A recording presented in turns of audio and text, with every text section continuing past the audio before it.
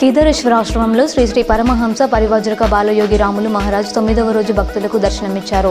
గోపూజ, బాణలింగ అభిషేక కార్యక్రమంలో పాల్గొని భక్తుల ద్వారా అభిషేకము మరియు గురు చరిత్ర పారాయణం, తదనంతరం హారతి, మంత్రపుష్పం భక్తులకు తీర్థప్రసాదాలు అందజేశారు.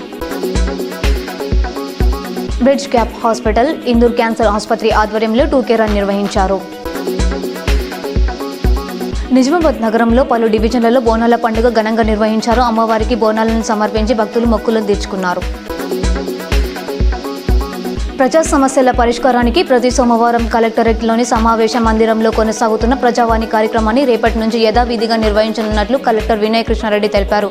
కాగా స్థానిక సంస్థల ఎన్నికల ప్రవర్తన నియమావళి అమల్లో ఉండడంతో ఇటీవల ప్రజావాణి కార్యక్రమాన్ని తాత్కాలికంగా రద్దు చేసిన విషయం తెలిసిందే. అయితే ఎన్నికలకు హైకోర్టు బ్రేక్ వేయడంతో ప్రజావాణి యథావిధిగా జరగనుంది.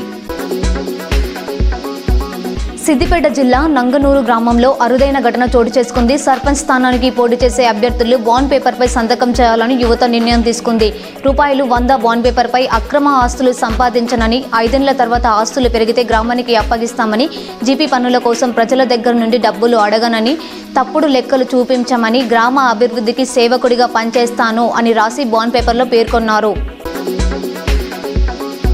సిరిసిల్ల జిల్లా వేములవాడ రాజరాజేశ్వర ఆలయంలో దర్శనాలను తాత్కాలికంగా నిలిపివేసినట్లు అధికారులు తెలిపారు. ఆలయ విస్తరణ, అభివృద్ధి పనుల నేపథ్యంలో 1/2 కిలోమీటర్ దూరంలోని భీమేశ్వర ఆలయంలో ప్రత్యేక ఏర్పాట్లు చేశామని చెప్పారు.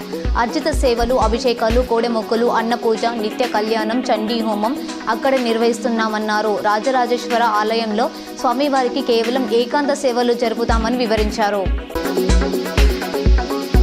తిరుమలలో రద్దీ కొనసాగుతోంది. అన్ని కంపార్ట్మెంట్లు నిండి శిలాతోరణం వరకు భక్తులు క్యూలలో వేచి ఉన్నారు.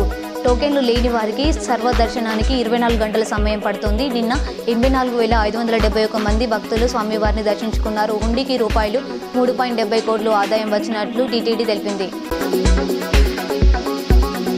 బీసీ రిజర్వేషన్కై కాంగ్రెస్ ప్రభుత్వం కట్టుబడి ఉందని టీపీసీసీ చైర్మన్ మహేష్ కుమార్ గౌడ్ స్పష్టం చేశారు. 42% రిజర్వేషన్లు ప్రకటించి కాంగ్రెస్ ప్రభుత్వం తన చిత్తశుద్ధిని చాటుకుందని ఈ సందర్భంగా గుర్తు చేశారు. నిజామాబాద్లో ఆయన మాట్లాడుతూ రిజర్వేషన్ను బీజేపీ, బీఆర్ఎస్ రెండూ అడ్డుకుంటున్నాయని ఆరోపించారు. తాము సుప్రీంకోర్టుకు వెళ్లైనా రిజర్వేషన్ అమలు చేసి తీరుతామని ఆయన స్పష్టం చేశారు.